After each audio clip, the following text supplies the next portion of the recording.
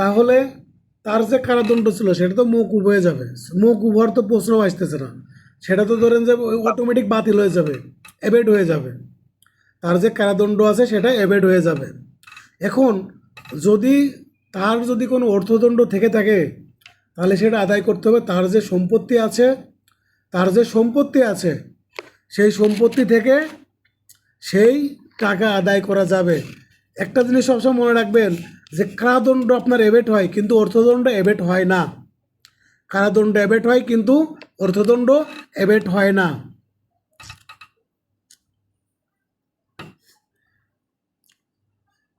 বুঝতে পারছেন? অনু বুঝতে পারছেন?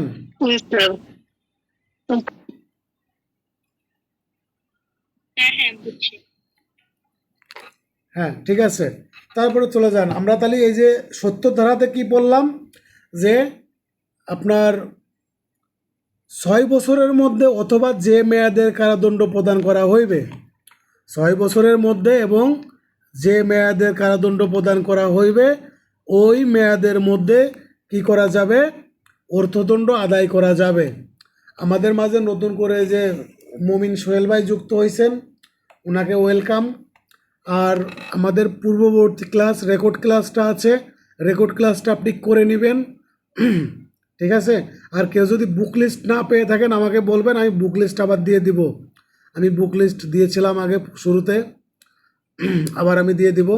আপনারা বুক লিস্ট ফলো করবেন, আমার নোট ফলো করবেন, এবং কোথাও যেখানে যে কোনো সমস্যা হোক না কেন আমাকে ইনফর্ম করবেন, আমাকে মেসেঞ্জারে বা আমার নাম্বারে আমাকে কল করবেন যে কোনো বিষয়ে, পড়ালেখার রিলেটেড যে কোনো সময়, ঠিক আছে।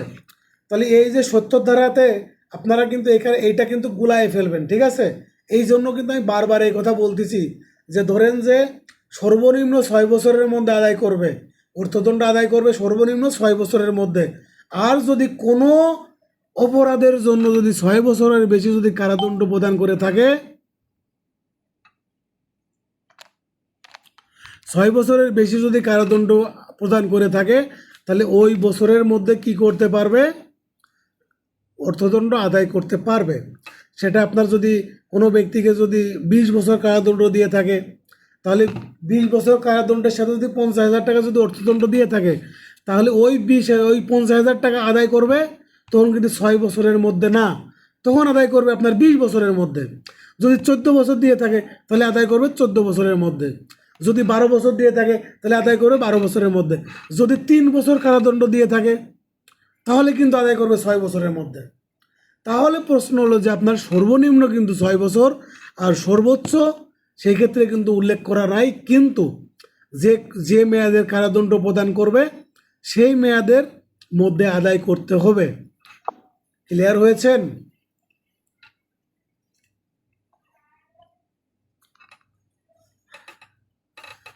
কেউ কি বুঝতে পারেন না এরকমের কেউ আছেন?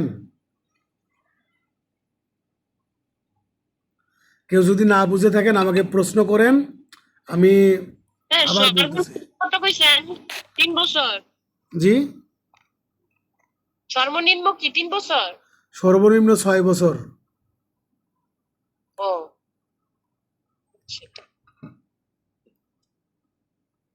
বুঝছি এলা। মানে সর্বনিম্ন 6 মানে নিম্ন হইছে 6 বছর আর সর্বোচ্চটা মানে উল্লেখ নাই। এটা মানে অনেকই হইতে পারে। মূল কথা এটাই আমি না? আবার বলতেছি, আপনারা সকলে মনোযোগ সহকারে শোনেন। কারাদণ্ড সাথে যদি অর্থদণ্ড প্রদান করে থাকে সেক্ষেত্রে অর্থদণ্ড আদায় করতে হবে 6 বছরের মধ্যে।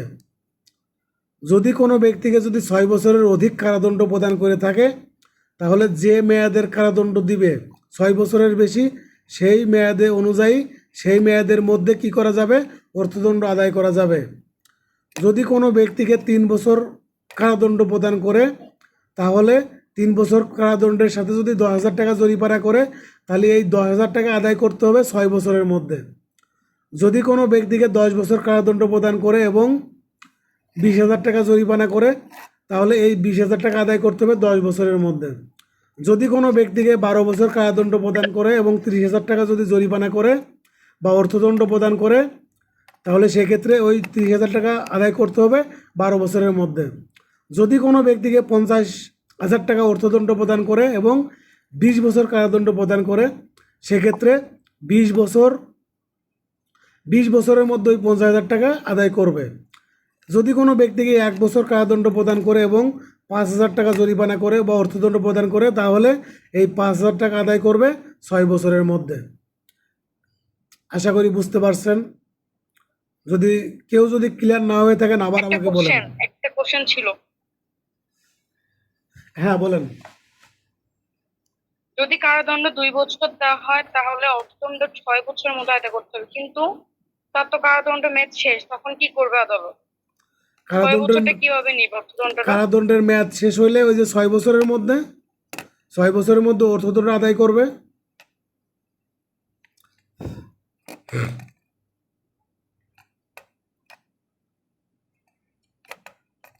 মানে এখানে বলা হচ্ছে অর্থদণ্ড আদায়ের মেয়াদ, তো এখানে অর্থদণ্ড আদায় করতে হবে 6 বছরের মধ্যে। আর এটা আদায় করবে কে? সরকার করবে। সরকার 6 বছরের মধ্যে উক্ত অর্থদণ্ড আদায় করে নিতে পারবেন। ঠিক আছে? যদি কারাদণ্ডের পরিমাণ যদি 6 বছরের বেশি হয় তাহলে ওই উক্ত মেয়াদের মধ্যে আদায় করতে পারবেন। হ্যাঁ, লতিফ ভাই কি যেন বলছিলেন? ভাই একটু জানার ছিল। হ্যাঁ শিওর। ভাই যদি কারাদণ্ড প্রদান করে 3 বছরের জন্য আর টাকাটা আদায় করতে হবে 6 বছরের জন্য, এখন 3 বছর শেষে কি পরবর্তী 3 বছর আপনার সময় নেবে নাকি নতুন করে আবার 6 বছর নেবে? না, ওই 3 বছর শেষ হওয়ার পরে আপনার আর থাকলো কত বছর? 3 বছর থাকলো না? ওই শুরু থেকেই 6 বছর। কি ভাই, বুঝতে পারছি। হ্যাঁ, তারপরে দেখেন আমরা এই যে, হ্যাঁ বলেন। রুকসানা কি কিছু বলছিলেন? রুকসানা আপু?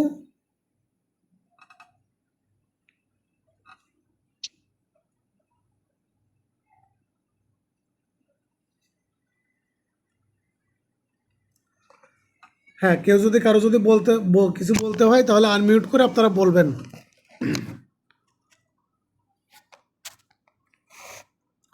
হ্যাঁ, তারপরে দেখেন আমরা চলে যাব নির্জন কারাবাস, সলিটারি কনফাইনমেন্ট। সলিটারি কনফাইনমেন্টে এখন নির্জন কারাবাস, নির্জন কারাবাস বলতে বোঝায় আসামিকে নির্জনে আটক রাখা। এটি শুধু সশ্রম কারাবাসের ক্ষেত্রে হবে, বিনাশ্রম কারাবাসের ক্ষেত্রে এটা প্রযোজ্য না। আপনারা এই যে জানেন যে আপনারা শ্রীঘরের নাম শুনেছেন? শ্রীঘর, হ্যাঁ নাম শুনছি ভাই, মানে জেলখানা। জেলখানার মধ্যে একটা কক্ষ যেখানে মারাত্মক প্রকৃতির অপরাধীকে আটক রাখা হয়। মারাত্মক প্রকৃতির অপরাধীকে আটক রাখা হয় মানে সে আপনার ধরেন যে মানে দুর্ধর্ষ খুনি বা মারাত্মক লেভেলের র্যাপিস্ট, মানে তার হ্যাবিচুয়ালি রেপ করে বেড়ায়। তারপরে আপনার কোনো সন্ত্রাসী, ঠিক আছে, জঙ্গি, এরকমের যদি কোনো ব্যক্তি থাকে তাহলে সেই ধরনের অপরাধীদের কী করা হয়? শ্রীঘরে রাখা হয়। তাহলে এখন নির্জন কারাবাসের মেয়াদ, তাহলে এটা হলো নির্জন কারাবাস।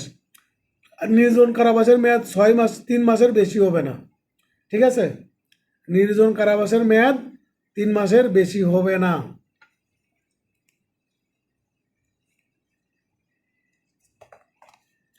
এখন দেখেন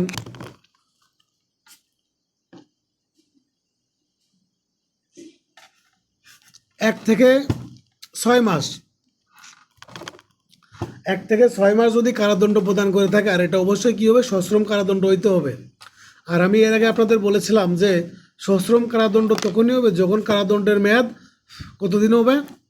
5 বছর বা তার অত্যাধিক হবে। 5 বছরের বেশি হলে সাধারণত সশ্রম হয়ে যায়। তো এই ক্ষেত্রে কিছু কিছু এক্সেপশন আছে, যে ক্ষেত্রে আপনার 3 বছর কারাদণ্ডের সাথেও সশ্রম দিতে পারে। এটা এক্সেপশনাল, কিন্তু বেশিরভাগ ক্ষেত্রে আপনার কি হয়? 5 বছরের অধিক হলে সশ্রম হয়। দেখেন কারাদণ্ডের মেয়াদ যদি আপনার 1 থেকে 6 মাস হয় তাহলে নির্জন কারাবাস হবে কতদিন? 1 বছর, সরি 1 মাস। 1 থেকে যদি 6 মাস হয় তাহলে নির্জন কারাবাস হবে 1 মাস। 6 থেকে যদি 12 মাস যদি হয়, 6 থেকে যদি 12 মাস যদি হয় তাহলে হবে 2 মাস। আর যদি 12 মাস থেকে যদি তার বেশি যদি হয়, 12 মাস তারপরে আপনি 5 বছর, 10 বছর, 20 বছর এরকমের যদি হয় তাহলে সেটা হবে 3 মাস। আমরা 75 ধারাতে একটা সিকোয়েন্স পড়েছিলাম, 2 মাস, 4 মাস, 6 মাস, ঠিক আছে? 2 মাস, 4 মাস, 6 মাস। আর 73 ধারাতে যে সিকোয়েন্স, এইটা হলো আপনার 1 মাস, 2 মাস, 3 মাস, দুইটা গুলায় ফেলবেন না।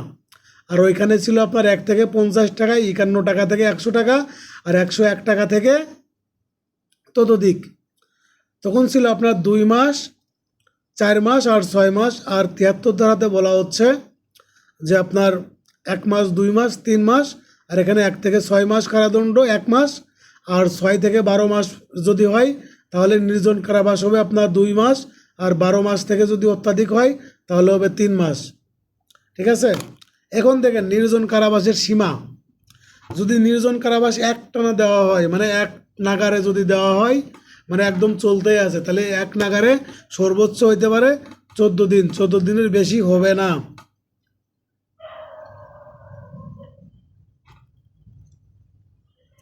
ঠিক আছে? নির্জন কারাবাস যদি আপনার এক নাগারে চলতে থাকে তাহলে সেটা 14 দিনের বেশি হবে না। আর যদি নির্জন কারাবাসের পরিমাণ যদি 3 মাস হয়, 3 মাস হয়, তখন সেটা আপনার কি হবে? সেটা আপনার এক নাগারে আপনার 7 দিনের বেশি হবে না। এইখানে দেখেন যে 3 মাস যদি হয় নির্জন কারাবাস, তাহলে তখন কি হবে? তখন নির্জন কারাবাসের মেয়াদ আপনার হচ্ছে কতদিন? 7 দিন, মানে এক নাগারে 7 দিন। কিন্তু এই 7 দিন আপনার, এই 7 দিন দেওয়ার পরে আবার গ্যাপ রাখবে 7 দিন, 7 দিন গ্যাপ রেখে আবার 7 দিন দিবে, বা 10 দিন গ্যাপ রাখলো, 20 দিন গ্যাপ রাখলো, গ্যাপ রেখে আবার নির্জন কারাবাস দিল 7 দিন। তা এই ক্ষেত্রে আপনার যদি এক নাগারে যদি হয় তাহলে 3 মাসের যদি কম হয় সেক্ষেত্রে আপনার এক নাগারে সর্বোচ্চ হইতে পারে 14 দিন, আর 3 মাস যদি হয় সেক্ষেত্রে আপনার হবে এক নাগারে সর্বোচ্চ 7 দিন। এইটা মনে রাখবেন, ঠিক আছে? তারপরে এইটার মাধ্যমে আমরা,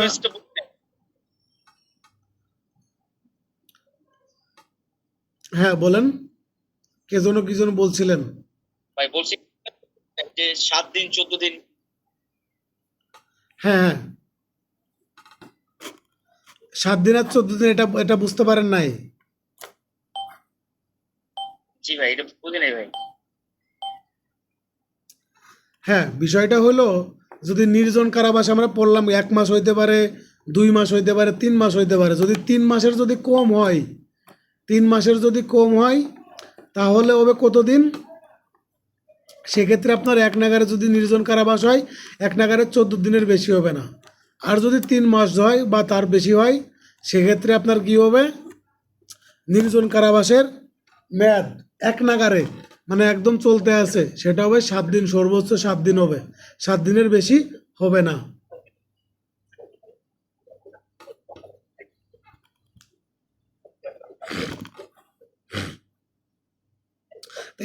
এই আপনার এই 74 ধারার মাধ্যমে আমরা এই পানিশমেন্ট যে চ্যাপ্টার আছে এটা শেষ করলাম।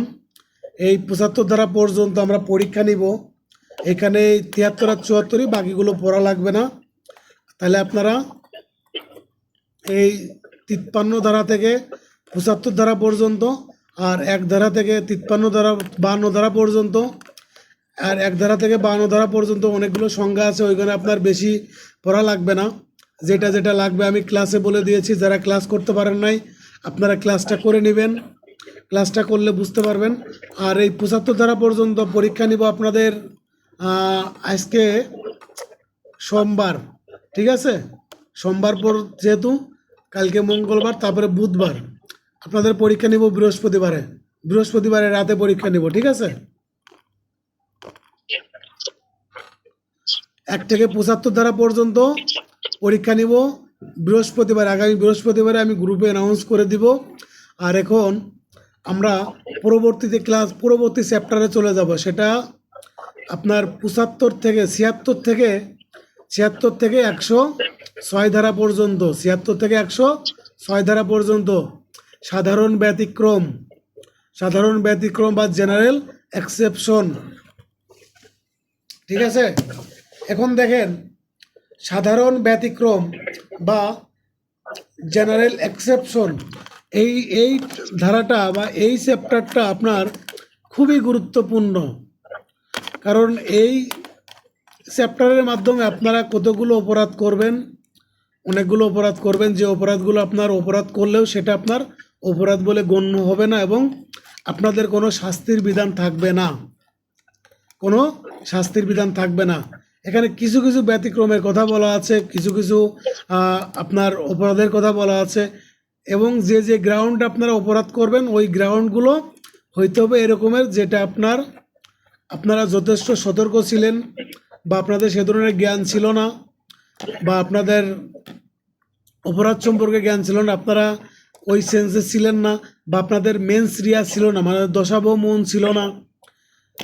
এই কিছু কিছু আরও কিছু কিছু গ্রাউন্ড আছে যেগুলো আমরা একে একে আমরা কি করতে পারবো, সামনে যাব আর আলোচনা করব।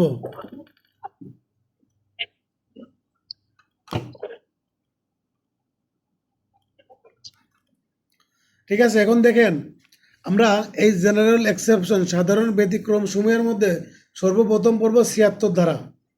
এখানে বলা হচ্ছে বাউন্ড বাই ল, মানে আপনার কোনো ব্যক্তি যদি ধরেন আইন দ্বারা যদি কি হয়, বাধ্য হয়ে থাকে, কোনো ব্যক্তি যদি আইন দ্বারা যদি বাধ্য হয়ে থাকে এবং সেই ব্যক্তি যদি কোনো কাজ করে থাকে তাহলে সেটা অপরাধ বলে গণ্য হইবে না। যেমন ধরেন যে আমাদের এই যে সোহেল ভাই যে যুক্ত হয়েছে, সোহেল ভাই উনি আর্মির সৈনিক। তো এখন আর্মির সে সৈনিক হওয়ার পরে তার যে অফিসার আছে, আর্মির যে অফিসার আছে, সে অফিসার তাকে কি বলল যে আপনি এই যে কিছু লোক সমাবেশ করতেছেন তাদেরকে আপনি গুলি করেন। এখন এই তাদের যে কমান্ডিং অফিসার আছে, এই কমান্ডিং অফিসারের নির্দেশে যদি ওই মমিন সোহেল ভাই যদি গুলি করে ওই সমাবেশে, তাহলে ওই গুলির ফলে যদি কোনো ব্যক্তি মারা যায় তাহলে কি হবে, সোহেল ভাইকে দায়ী করা যাবে না, তাকে পরবর্তীতে বিচারের আওতায় আনা যাবে না। তাহলে বলা হচ্ছে আইন বলে বাধ্য বা ভুল ধারণাবশত যদি কোনো ব্যক্তি কোনো কাজ করে থাকে তাহলে সেটা কি হবে, অপরাধ বলে গণ্য হইবে না। ঠিক আছে,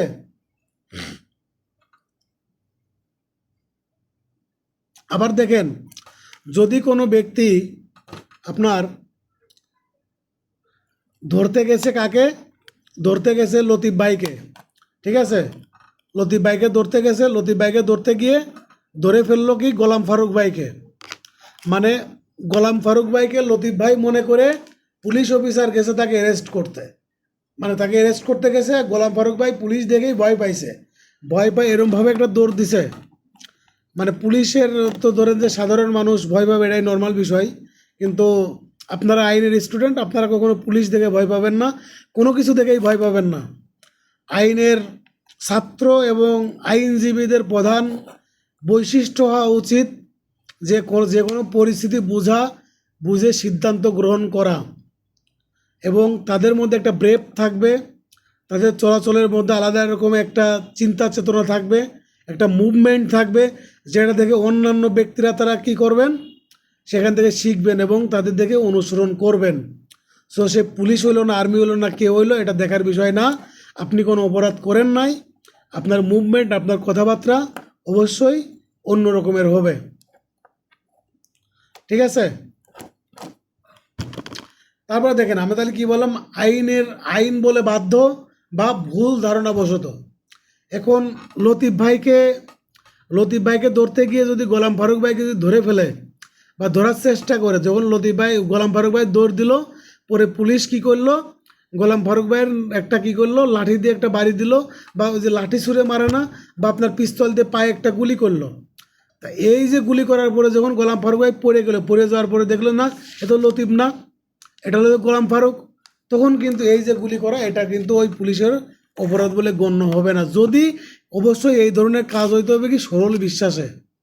যদি সরল বিশ্বাস না থাকে, যদি ইন্টেনশনালি, যদি মানে আমি জানতেছি যে এটা লতিফ না, এটা আপনার গোলাম ফারুক, সেক্ষেত্রে কিন্তু আপনার অপরাধ বলে গণ্য হবে। অবশ্যই এটা হইতে হবে সরল বিশ্বাসে। পুলিশ অফিসার যদি সরল বিশ্বাসে এই ধরনের কোনো কাজ করে থাকে তাহলে সেটা অপরাধ বলে গণ্য হবে না। এটা চলে গেল ৭৬ ধারা। এইবার চলে যাব কত ধারাতে? ৭৯ ধারাতে। এই ৭৬ আর ৭৯ আপনারা দুইটা এক করে পড়বেন। ৭৬ আর ৭৯ দুইটা এক করে পড়বেন। আরেকটা হলো justify by law, justified by law. এখন দেখেন যে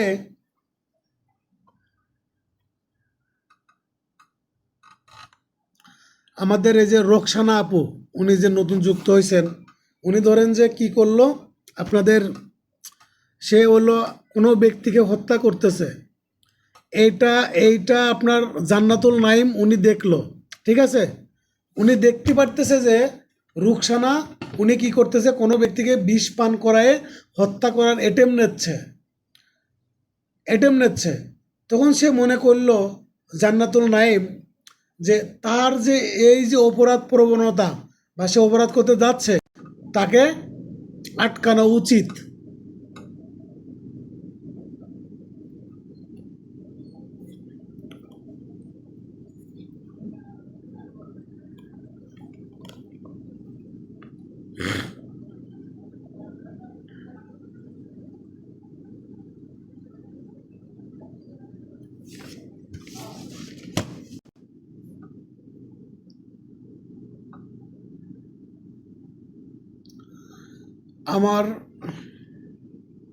আমার ওয়াইফাই কানেকশন ডিসকানেক্ট হয়ে গিয়েছিল, মোবাইল ডাটা চালু করলাম, সরি। এখন দেখেন তাহলে কি বলছিলাম, যে এই জান্নাতুল নাইম উনি দেখতেছে যে রোকসানা কি করতেছে, কোনো অপরাধ করতে যাচ্ছে, কাউকে কি করতেছে, হত্যা করতে যাচ্ছে। যখন সে দেখতেছে কাউকে সে হত্যা করতে যাচ্ছে, তখন সে মনে করতেছে আমার একটা দায়িত্ব যে তাকে প্রতিহত করা। এখন এই রোকসানাকে যদি প্রতিহত করতে গিয়ে যদি কোনো রোকসানাকে আঘাত প্রদান করে বা তাকে যদি বাধ্য করে কোথাও যদি আটকায় রাখে বা তাকে যদি একটা আঘাতও প্রদান করে থাকে, তাহলে সেটা অপরাধ বলে গণ্য হবে না। কারণ এই জান্নাতুল নাইম উনি বলতেছে যে সরল বিশ্বাসে তার অপরাধমূলক যে কাজ, এটা প্রতিহত করার জন্য তাকে আমি আঘাত করেছি, ঠিক আছে, আঘাত করেছি, তাহলে সেটা কি হবে না, অপরাধ বলে গণ্য হবে না, ঠিক আছে? তাহলে এটা বুঝতে পারছেন? বুঝে না এরকমের কেউ আছেন? তাহলে এটাকে বলা হচ্ছে কি জাস্টিফাইড বাই ল। কেউ যদি না বুঝে থাকেন তাহলে আমাকে প্রশ্ন করেন।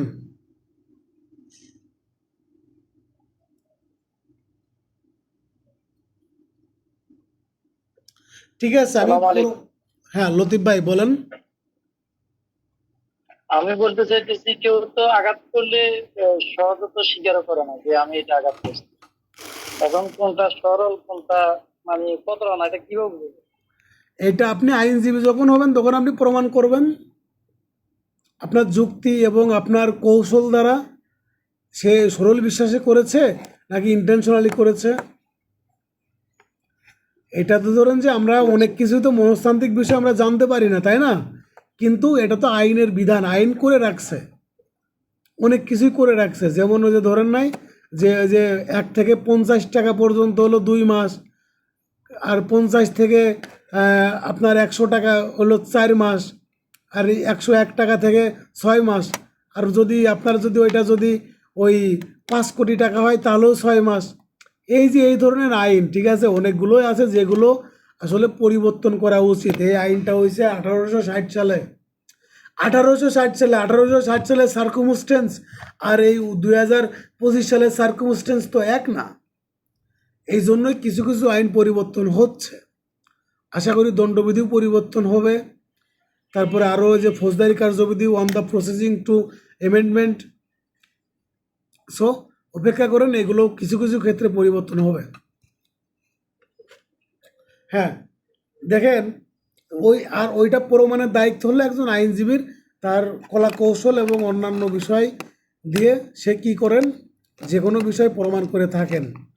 তো এগুলো আপনারা কোর্টে যান, যারা অনেক ভালো হেয়ারিং করে বা আপনারা অনেক ভালো মানের আইনজীবী অনেকেই তো আছে, আপনারা যখন হেয়ারিং শুনবেন, হেয়ারিং শুনলে অনেক বিষয়গুলো ক্লিয়ার হয়ে যাবে। তারপর দেখেন বিচার বিষয়ক কার্য পরিচালনা করে বিচারকের কার্য। বিচারক যখন তার বিচারকালে যদি কোনো কার্য সম্পাদন করে থাকেন, সেই কার্যের ফলে যদি কোনো ব্যক্তির যদি অন্যায়ও হয়ে থাকে তাহলে সেটা অপরাধ বলে গণ্য হবেন না। তবে এই ক্ষেত্রেও বিচারককে কী করতে হবে? সরল বিশ্বাসে সম্পাদন করতে হইবে।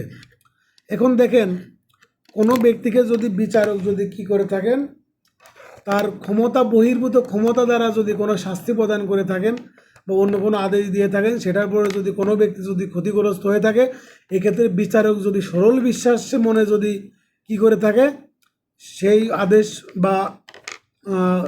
বা নির্দেশ যদি দিয়ে থাকে, তাহলে বিচারকের এই কার্য কি হবে না? কোনো অপরাধ বলে গণ্য হইবে না।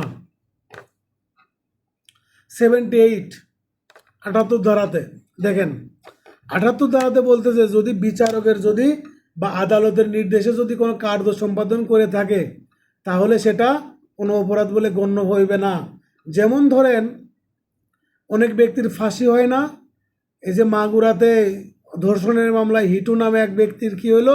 ফাঁসি হইল বলে ফাঁসির রায় আপনার মৃত্যুদণ্ড প্রদান করলো। তাই হিটুর যদি এই আদালতের নির্দেশে যদি আপনার যদি তার যদি ফাঁসি কার্যকর করে, জল্লাদ আছে না, জল্লাদ তো ফাঁসি কার্যকর করে, এই জল্লাদ যদি ফাঁসি কার্যকর করে তাহলে এখন পরবর্তীতে আপনার ওই হিটুর পরিবার কি বলবে যে জল্লাদ তুই ফাঁসি দিছিস, তুই মানে বের হ, তোরে দেখে দিচ্ছি আমি, বা আপনার ওই জল্লাদের নামে মামলা করতে পারবে না। তাহলে এই যে যদি আদালতের নির্দেশে যদি কোনো ব্যক্তি যদি কোনো কার্য করে থাকে, কার্য সম্পাদন করে থাকে, তাহলে সেই ব্যক্তির কোনো কার্য কি হবে না? অপরাধ বলে গণ্য হইবে না। ঠিক আছে, এটা গেল। তারপরে চলে যান আপনারা 80 ধারাতে চলে যান। এটাও আশা করি বুঝতে পারছেন। আইনানুগ কার্য সম্পাদনকালে দুর্ঘটনা। এখন দেখেন প্রপার কেয়ার এবং কৌশল যথাযথ কি যত্ন এবং সতর্কতার সাথে যদি কোনো ব্যক্তি যদি কোনো কাজ করতে গিয়ে যদি দুর্ঘটনার শিকার হয় তাহলে সেটা কি অপরাধ বলে গণ্য হইবে না। যেমন ধরেন মিরাজ কি করতেছে, মিরাজ হলো কাঠুরে, যে কাঠ কাটে না রাস্তায়, কাঠ কাটে তো রাস্তায় কাঠ কাটে না, বনে জঙ্গলে যে বনে কাঠ কাটে, তা মিরাজ হলো কি করতেছে? কাঠ কাটতেছে, কুড়াল দিয়ে কাঠ কাটতেছে। কাঠ কাটা অবস্থায় কি করলো? মিরাজের যে ওই যে কুড়ালের তো আপনার এই যে কাঠের একটা দণ্ড থাকে, তারপরে থাকে আপনার লোহার যে দণ্ড ওইটা থাকে। এখন জোরে আপনার এইভাবে আর কি কুড়াল দিয়ে বাড়ি দিতে গেছে, তখন কি হয়েছে? ওই কুড়ালের মাথার যে লোহার দণ্ড আছে ওইটা খুলে গেছে, খুলে যে পিছনে একজন দাঁড়াইছিল তার মাথায় লাগছে, মাথায় লাগার পরে সে মারা গেছে। এখন সেই ব্যক্তি যদি মারা যায় এবং মিরাজ যদি যথাযথ কি প্রপার কেয়ার এবং কৌশল যদি থাকে, তাহলে মিরাজের এই কার্য কি হবে না? অপরাধ বলে গণ্য হইবে না। ঠিক আছে, এইটাই বলা হচ্ছে আইনানুগ কার্য সম্পাদনকালে দুর্ঘটনা। এখন দেখেন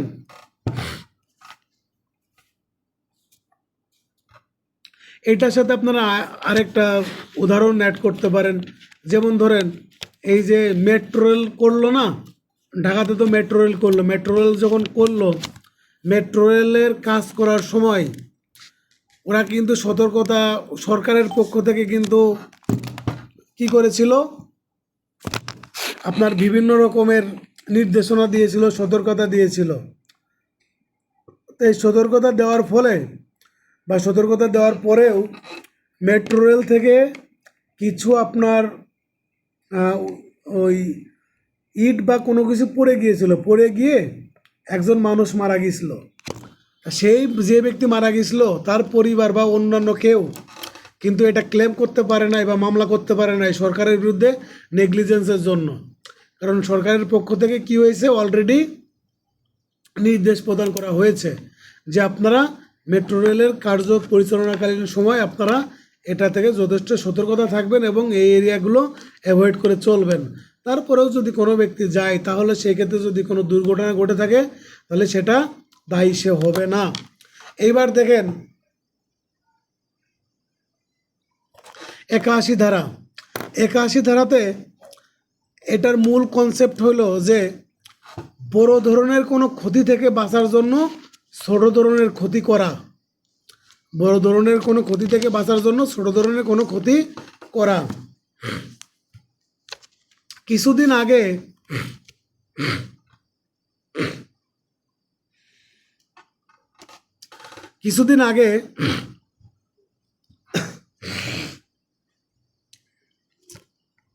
ফরিদপুর যাওয়ার ওই ঝিনাইদহ যাওয়ার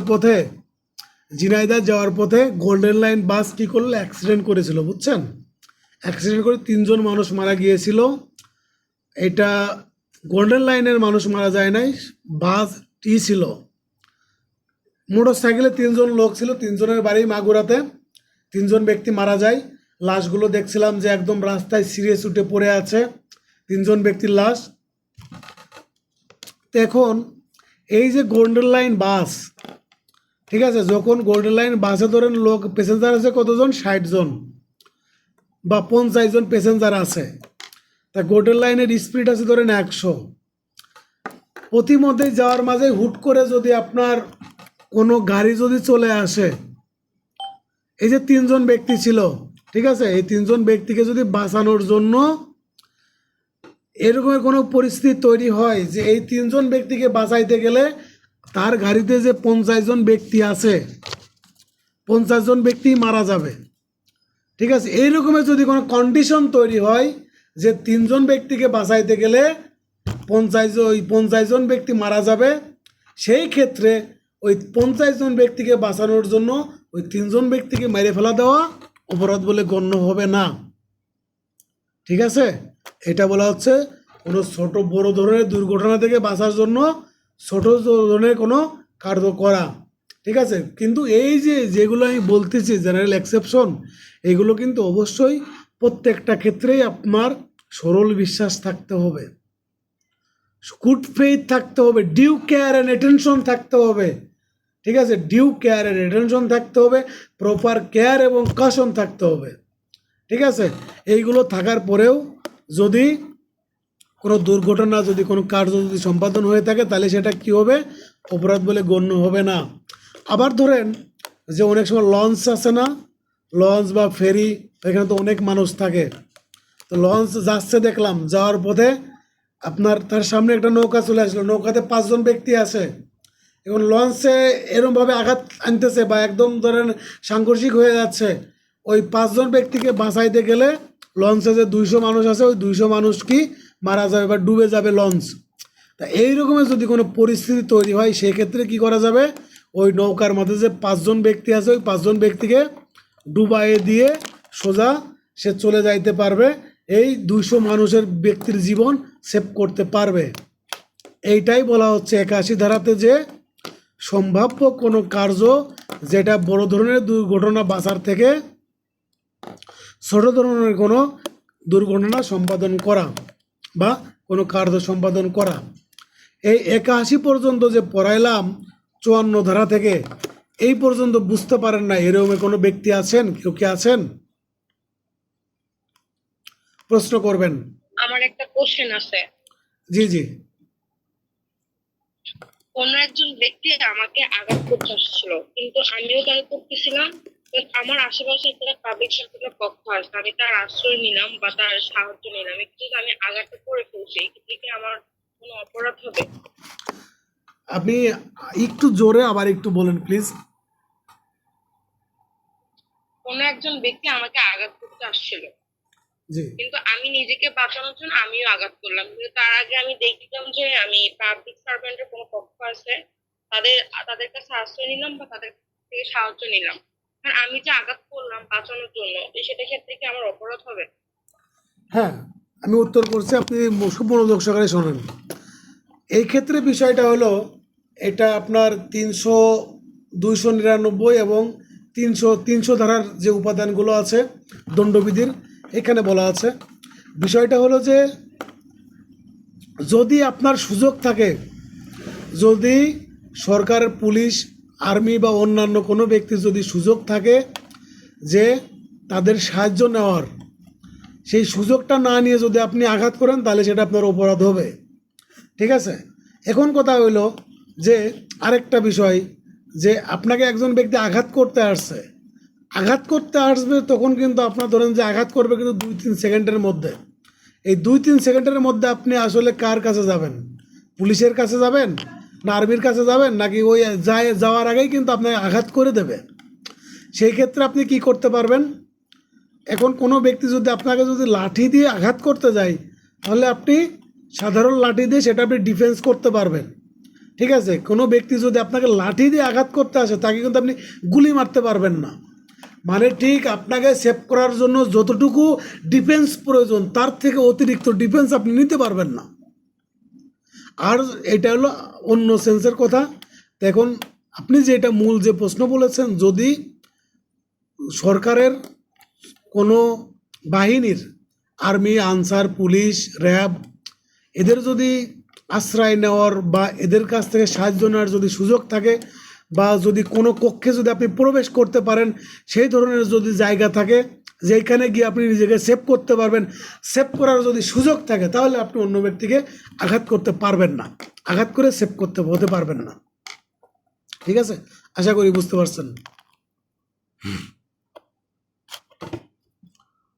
বুঝতে পারছেন?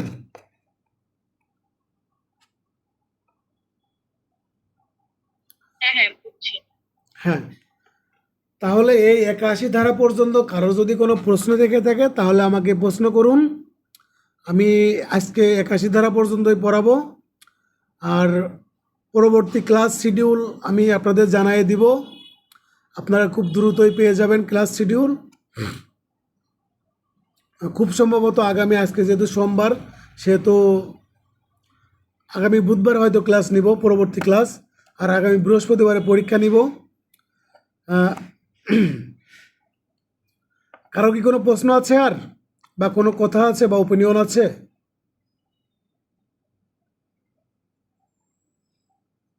আশা করতেছি নাই। ঠিক আছে, সবাই ভালো থাকবেন।